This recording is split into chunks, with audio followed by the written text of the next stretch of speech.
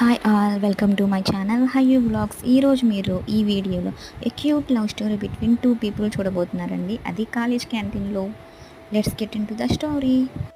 కీర్తి ఒక 18 years college student. Books and coffee పట్టుకొని college క్యాంటీన్లోకి పరిగెడుతూ వెళ్తూ ఉంటుంది.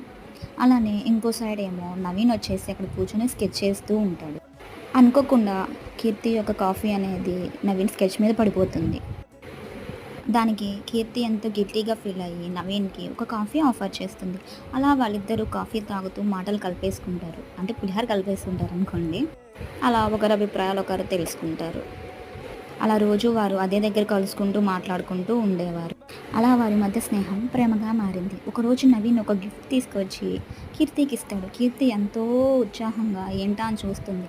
అది తన స్కెచ్ అండ్ కీర్తి ఆ స్కెచ్ని చూసి ఎంతో ఆనందపడుతుంది. అలా ఒకరోజు నవీన్ కీర్తికి కాల్ చేసి